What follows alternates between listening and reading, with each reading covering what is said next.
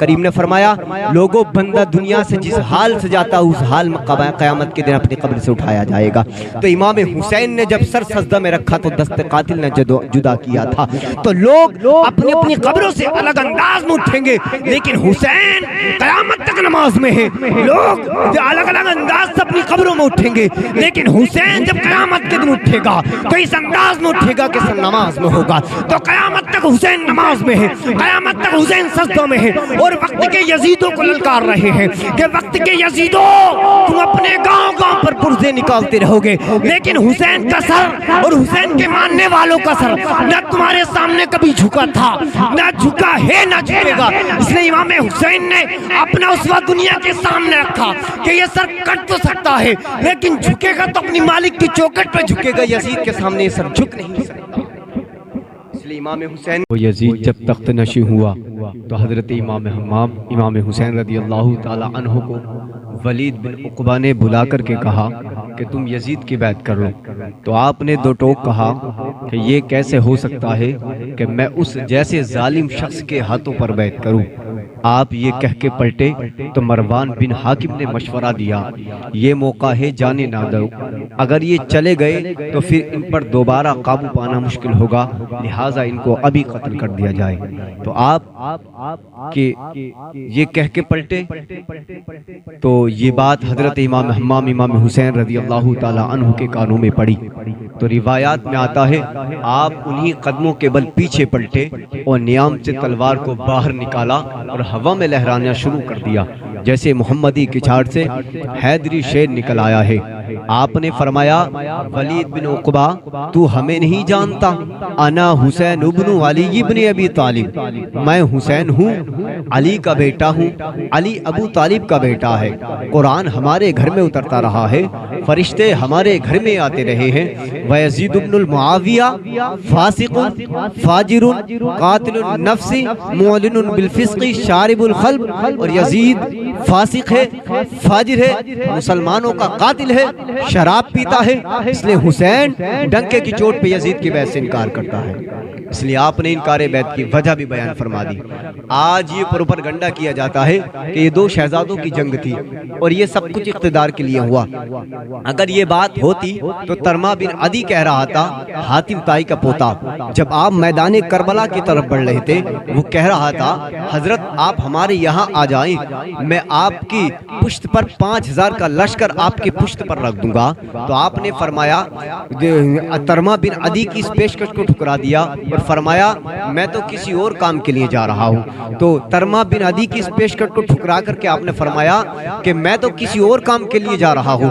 تو یزید کے چہرے سے اس کے نقاب کو نوچنا تھا، اس کے مکروہ چہرے کو ننگا کر کے لوگوں کے سامنے دکھلانا تھا کہ یہ ظالم شخص وہ ہے جس کے بارے میں میرے آقا کریم نے خبر دی ہے، ایک بنی امیہ کا ظالم پیدا ہوگا، وہ ظالم جو میری سنت کو بدلے گا، وہ ظالم شخص یہی یزید ہے۔ قصہ طویل ہے عزیزان محترم۔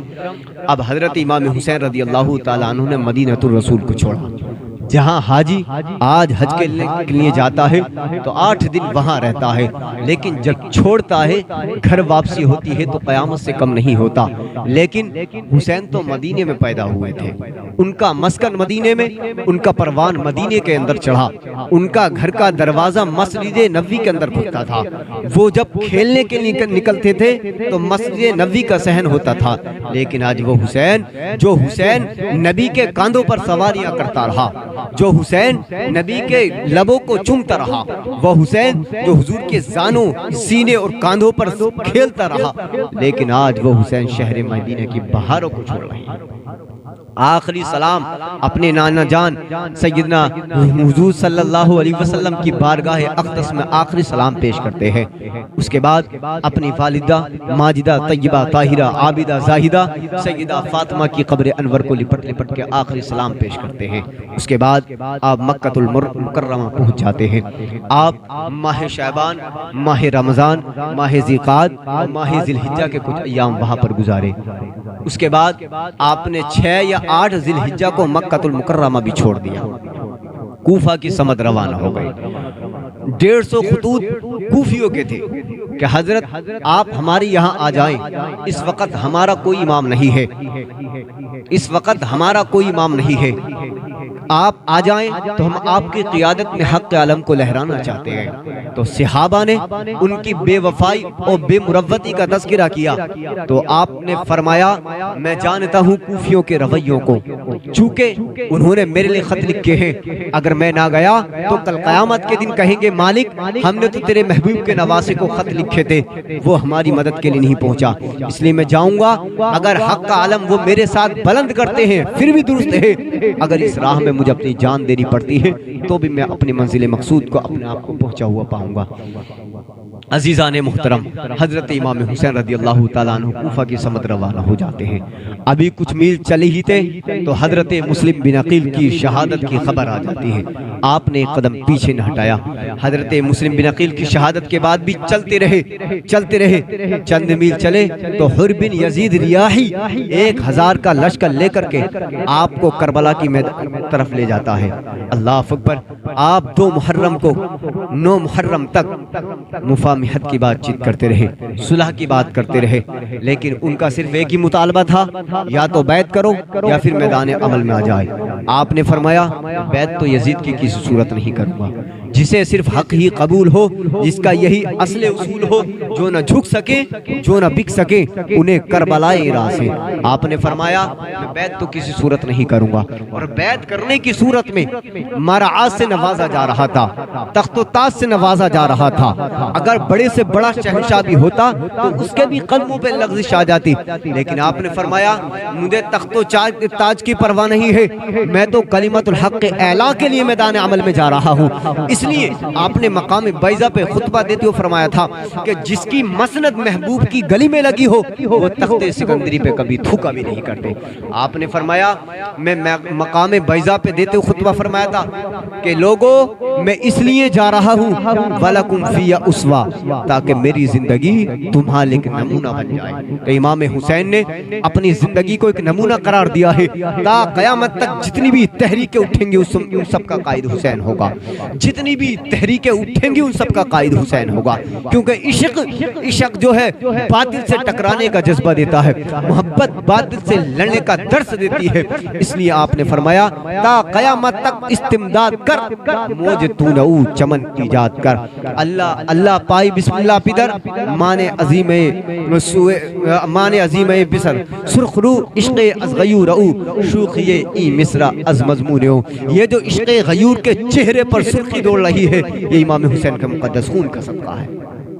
آپ نے 9 کی شب کو چراغ بجھا دیے، آپ نے ساتھیوں سے فرمایا اگر تم جانا چاہتے ہو جا سکتے ہو، یہ سب میری جان کے دشمن ہیں، لیکن ساتھیوں نے کہا تھا حضرت یہ کیسا ہو سکتا ہے کہ ہم آپ کا ساتھ چھوڑ کر کے بھلا چلے جائیں۔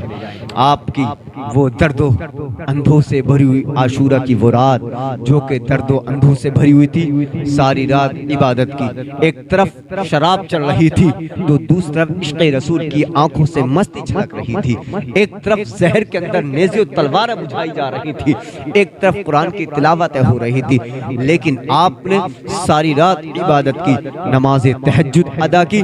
اب فجر کا وقت ہوا تو شہزادے علی اکبر نے آذان پڑھی۔ آج ان کی کربلا کی ریت پر آخری با جماعت نماز تھی، کربلا کی ریت کے ذرات بھی ان کے سجدوں کے گواہ ہیں، ان کی نمازوں کے گواہ ہیں۔ آج کائنات میں وہ انوکھا باب رقم ہونے والا تھا جن پہ صدیاں ناز کریں گی۔ فرشتوں نے کہا تھا مالک تو خلیفہ بنا رہا ہے انسان کو، یہ تو زمین کے اوپر جانے کے بعد فساد کرے گا، لڑائی کرے گا، خون ریزی کرے گا، سجدے تو ہم کرتے ہیں، پھر انسان کو بھلا پیدا کرنے کی کیا ضرورت ہے۔ لیکن آج فرشتوں کو بھی دیکھنا تھا جو سجدہ کرنے کا انداز حسین ابن علی کا ہے۔ اگر فرشتے اپنی زندگی کی ساری کمائی بھی جمع کر لیں تو حسین ابن علی کے سجدے کی زکوٰۃ ادا نہیں کر سکتے ہیں۔ عزیزان ملت اسلامیہ، اب جوری کی تیغیں چمکنے لگی، دشمنوں کی تلواریں چھمچھمانے لگی، اوان و انصار کے لوگ جام شہادت نوش کرنے لگے، کبھی وہب شہید ہو رہے ہیں، کبھی زہر شہید ہو رہے ہیں، کبھی عون و محمد کے لاشیں گر رہے ہیں، کبھی قاسم کی جوانی لٹ رہی ہے، کبھی علی اکبر کی آواز گونج رہی ہے، یا ابتاہ ادرکنی، بابا مجھے دوڑ کر کے پکڑیے۔ اب دوڑ کر کے امام حسین جاتے ہیں میدان میں، اور جوان علی اکبر کی لاش کو کاندھے پہ لٹکا کر ہاتھوں کو فضا میں لہرا کر رب کی بارگاہ میں عرض کرتے ہیں ربنا تقبل منا ھذا القربان، مالک میری یہ کمائی تھی، یہ بھی تیرا میں قربان کر دی، مالک تو قبول فرما۔ اس کے بعد 6 ماہ کے ننھے علی اصغر کو سوئے فرات کی طرف لے کر کے جب بڑے ہیں تو حرملا نے 2 شاخہ تیر اس انداز سے چھوڑا کہ حضرت سیدنا علی اصغر کے حلق میں پیوست ہو جاتا ہے، لیکن جیسے ہی تیر حلق میں پیوست ہوتا ہے حلق سے خون کے پھوارے پھوٹ پڑے۔ آپ نے چلو میں آسمان کی طرف خون کو اچھال کر کے فرمایا، رب کی بارگاہ میں عرض کیا مالک میری یہ 6 ماہ کی کمائی تھی، یہ بھی تیرا میں قربان کر دی، مالک تو قبول فرما۔ اس کے بعد مصطفیٰ کا سارا چمن اچھڑ گیا، مصطفیٰ کی ساری اولاد قربان ہو گئی، اب تنہا امام حسین بچے۔ آپ نے فرمایا لوگوں میرے حسب و نسب کو پہچانو، لوگوں جلدی نہ کرو، نہ حق خود اپنے ذمہ نہ لو، لوگوں میں وہ ہوں جو مصطفیٰ کا نواسا ہوں، لوگوں مجھے مصطفیٰ نے لوریاں دے دے کر کے پالا ہے، میں نے نبی کی زبان چوسی ہے، نبی نے میری زبان کو چوسا ہے، اس لیے لوگوں میرے حسب و نسب کو پہچانو، میں مصطفیٰ کی بیٹی کا بیٹا ہوں، اس وقت کسی نبی کی بیٹی کا بیٹا دنیا میں موجود نہیں ہے، اس لیے میرے حسب و نسب کو پہچانو، جلدی نہ کرو، نہ حق خود اپنے ذمہ نہ لو۔ لیکن اشقیاء کی آنکھوں کے آگے اندھیرا تھا، وہ عمر بن سعد غیر کی حکومت کے لالچ میں جو سب کچھ کرنے کے لیے تیار تھا، جو کہ غزوہ احد کے موقع پر سیدنا امام حسین کے نانا نے حضور نے فرمایا تھا فدا کا ابی و امی، اے سعد تم پر میرے ماں باپ قربان، لیکن آج انہی صاحب کا بیٹا سامنے تلوار لے کر کے امام حسین کے خلاف کھڑا ہے۔ اللہ اکبر۔ سیدنا امام حسین نے اپنی تیغ برہ کو اٹھا کر کے ظالموں کا مقابلہ کرنا شروع کر دیا۔ آپ مقابلہ کرتے رہے، گاجر مولی کی طرح کاٹتے رہے، کاٹتے کاٹتے آسمان میں بجلیاں گرجنے لگی، آواز آ رہی تھی یہ کون ذی وقار ہے، یہ کون شاہ سوار ہے، لباس ہے پھٹا ہوا، لخت کٹا ہوا، پھر بھی ہے ڈٹا ہوا، بالیقین حسین ہی ہے نبی کا۔ آپ نے فرمایا باطل بزدل ہوتا ہے، اس لیے کہ اس کے سینے کے اندر وہ حرارت نہیں ہوتی جو کہ حق کے سینے کے اندر ہوتی ہے، ورنہ 72 لوگ کے سامنے 72,000 لوگ لانے کی کیا ضرورت تھی؟ یہ تو معتاد روایت ہے، کتب تواریخ میں ہے، اکثر کتب تواریخ میں 82,000 لشکری جرار تھا جو کہ اسلحوں سے لیس تھے، لیکن 82,000 کے سامنے 72 افراد کیا معنی رکھتے ہیں جو کہ 3 دن کے بھوکے بھی ہیں اور پیاسے بھی ہیں، لیکن باطل بزدل ہوتا ہے کیونکہ اس کے سینے کے اندر وہ حرارت نہیں ہوتی جو کہ حق کے سینے کے اندر ہوتی ہے۔ اس لیے آپ نے فرمایا باطل ہمیشہ بزدل ہوتا ہے، حق ہمیشہ بلند ہوتا ہے۔ آپ مقابلہ کرتے ہیں اور آپ نے مقابلہ کرتے کرتے گھوڑے کو ایڑ لگائی، گھوڑا چھلانگ لگا کر کے نہر فرات کے بیچ میں پہنچ جاتا ہے۔ آپ نے اشقیاء کی طرف چلو میں پانی اچھال کر کے اشارہ کر کے فرمایا لوگوں تم دیکھو آج میں چاہوں تو اس حوضے کو نہر فرات پر قبضہ کر سکتا ہوں، میں حوض کوثر کا نواسا ہوں، اس لیے میں چاہوں نہر فرات پر قبضہ کر سکتا ہوں، لیکن آپ نے پھر بھی اس وقت پانی تک نہیں پیا ہے، اس لیے یا تو آپ کا امتحان تھا یا پھر اس لیے کہ آپ کو سکینہ کی پیاس یاد آ گئی ہوگی، یا پھر علی اصغر کا تڑپنا یاد آ گیا ہوگا، یا پھر علی اکبر کی جوانی یاد آ گئی ہوگی۔ اس کا مطلب یہ نہیں دکھ کم تھے، اس کا مطلب یہ نہیں اذیتیں نہیں تھی، اس کا مطلب یہ نہیں کہ مصیبتیں نہیں تھیں، یہ تو اس قدر مصیبتیں تھیں اگر یہ پہاڑ پر گرا دی جائیں تو کائنات میں پہاڑ بھی چکنا چور ہو کر کے رہ جاتا، اگر یہ مصیبتیں کائنات پر گرا دی جائیں تو کائنات بھی برباد و تباہ ہو جائے، لیکن آپ کا امتحان تھا، آپ کا صبر کا امتحان تھا، اس لیے آپ نے صبر کر کے دکھایا ہے۔ اللہ اکبر۔ جب یک بار ہو کر کے حملہ کیا اور مولانا آواز لائی یہ علی کا بیٹا ہے جو باب خیبر کو تنہا اکھاڑ کر کے پھینک دیتا ہے، اس لیے یک بار ہو کر کے حملہ کر دو۔ اب 82,000 لوگوں نے نے یکبار ہو کر کے حملہ کیا ہے۔ اب 72,000 لوگوں کی تلواریں برس رہی ہیں، 72,000 کے نیزے برس رہے ہیں، تلواریں برس رہی ہیں، لیکن آپ نے اس وقت بھی زبان سے ہائے تک نہیں نکالا ہے۔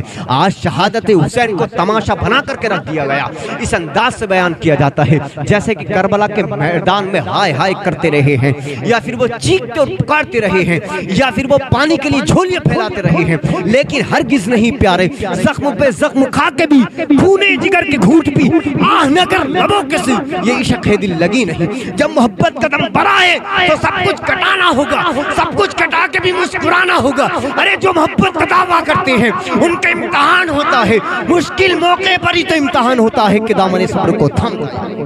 اگر وہ ہائے ہائے کرتے رہے، اگر وہ چیخ کر پکارتے رہے، اگر وہ پانی کے لیے یزید کے سامنے جھولیاں پھیلاتے رہے، تو پھر کیوں نہیں یزید کی بیعت کرنی ہوتی، پھر کیوں نہیں یزید کے سامنے تخت و تاج کو قبول کر لیتے۔ لیکن آپ تاریخ اٹھا کر کے مطالعہ کرو، آپ کو کہیں نہیں ملے گا کہ آپ نے زبان سے ہائے تک بھی نکالی۔ جب یکبار ہو کر کے حملہ کیا تو آپ گھوڑے کی زین سے فرش زمین پر گئے۔ اللہ اکبر، کافی عرصہ آپ کو تیروں کی انیوں پر لگ گیا۔ کافی عرصے کے بعد جب آپ کا جسم زمین پر گرا تو آپ کے جسم کے اندر بہت سارے تیروں کی تو انیاں بھی ٹوٹ گئی تھی۔ کائنات کم وقت تھی، چرخ رحم کانپ رہا تھا، سورج بھی منہ چھپا رہا تھا۔ مصطفیٰ کا نواسا 3 دن کا بھوکا پیاسا دشمنوں کے نرغے میں تنہا کھڑا ہے۔ آپ نے اس وقت جو ہے فرش زمین پر جب گرے تو سجدے کی طرف اپنا سر سجدے میں رکھ دیا، آخری کلمات کہے اللہم رضن بقضائکا وصبرن علی بلائکا تسلیما لامرکا سبحان ربی العالی سبحان ربی العالی۔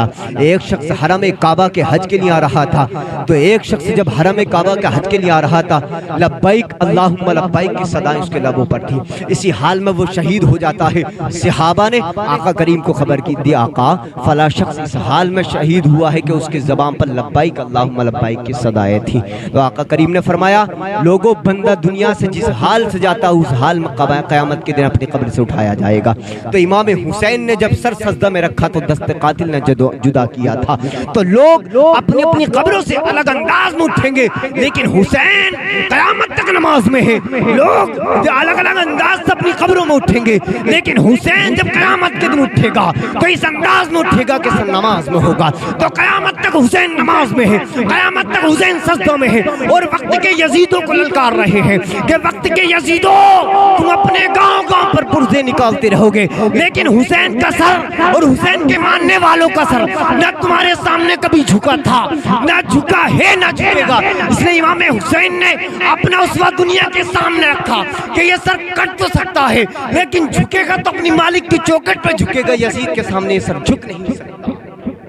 اس لیے امام حسین نے اپنا اسوہ دنیا کے سامنے رکھا کہ سر جھکے گا تو مالک کی چوکھٹ کے سامنے جھکے گا، یزید کے سامنے سر نہیں جھک سکتا۔ 72-73 لاشیں خاک و خون میں سامنے پڑی ہیں۔ راوی کہتا ہے جب آپ کی پیراہن اتاری گئی تو 113 سوراخ اس میں تیروں کے تھے، 33 زخم نیزوں کے تھے، 34 گھاؤ تلواروں کے تھے۔ اتنے زخم جسم کے اندر ہوں تو کھڑا نہیں ہوا جاتا، لیکن آپ جبر کے خلاف کھڑے ہیں۔ آپ آخری کلمات کہتے ہیں اللہم رضن بقضائکا وصبرن علی بلائکا تسلیما لامرکا سبحان ربی العالی۔ مالک میں تیری تقدیر پر راضی ہو گیا ہوں، مالک میں سر کٹا کے بھی مسکرا رہا ہوں، مالک جتنی مصیبتیں آئیں، اذیتیں آئیں، میں نے ان سب کو قبول کیا۔ مالک تو بھی پتہ تو بھی حسین سے راضی ہوا ہے یا نہیں ہوا ہے۔ آواز آ رہی تھی اس پیاسے پر علی شیر خدا کو ناز ہے، اس نواسے پر محمد مصطفیٰ کو ناز ہے، اوروں نے بھی سجدہ کیا اس پر بڑا انداز ہے، اوروں نے بھی سجدہ کیا پر اس کا عجب انداز ہے، اس نے وہ سجدہ کیا جس پر خدا کو ناز ہے۔ اے حسین ابن علی تم پر سلام، نازش آل نبی تم پر سلام۔ آج لہجہ بھی دم توڑ رہا ہے، درد سے یہ غروب بھی زرد ہو رہا ہے۔ آج وقت کے دامن میں گنجائش نہیں کہ میں اس مضمون کو چھیڑوں، لیکن آؤ ہم سلام کرتے ہیں حسین ابن علی کو۔ میں عاشورہ کے دن اپنے اوٹلے پر بیٹھے ہوا سوچ رہا تھا اے سورج، دوپہر کا وہ کربلا کا منظر ہم نے تو نہیں دیکھا تھا لیکن تم نے تو دیکھا تھا۔ जब हुसैन का घर लुटा था, ऐ सूरज जब हुसैन का घर लुटा था, जब हुसैन का घर लुटा था, हुसैन के खेमों को आग लगी थी, और जब खाली घोड़ा पलटा था और सकीना पूछती थी घोड़े तो अकेला आ गया है, हुसैन को कहाँ छोड़ाया है। तो ये सूरज हमें चमक चमक के वो कहानी बता रहा है। आज तुम कहते हो कि दीन पर चलना बड़ा दुश्वार है, शोर डाल रहे हो, दीन पर चलना बड़ा मुश्किल काम है, लेकिन जरा देखो हुसैन इब्न अली को, मस्जिदों के अंदर कालीनें बिछी हुई है, गर्म पानी सर्दी में दस्तयाब है, आशाई से मौजूद है, लेकिन फिर भी कहते हैं दीन पर चलना बड़ा दुश्वार है। लेकिन जरा देखो हुसैन इब्न अली को, मालिक के हुजूर सर को रख के, मालिक के हुजूर सर को कटा के कह रहे मालिक मैं तेरी तकदीर पर राजी हूँ, तू भी बता तू भी हुसैन पर राजी हुआ या नहीं हुआ है। ऐ हुसैन इब्न अली तुम पर सलाम, नादिशे आले नबी तुम पर सलाम, तुम पे लाखों रहमत लाखों सलाम। ऐ शहीदाने मोहब्बत के इमाम, लाला गो लाला बदन लाला चमन, ऐ चमन अंदर चमन, जिंदगी ही जिंदगी तेरी हयात, ऐ हयात अंदर हयात, इफ्तिखार मिल्लत बाइज़ा है तू, रब्बे काबा की कसम यकता है तू, फख्र का दिल में दरीचा वाज करना चाहिए, जिनका तू आका है उनको नाज करना चाहिए। आज हम नाज करते हैं हुसैन इब्न अली पर, हम आ हुसैन वाले नहीं, हम तो वाह हुसैन वाले हैं।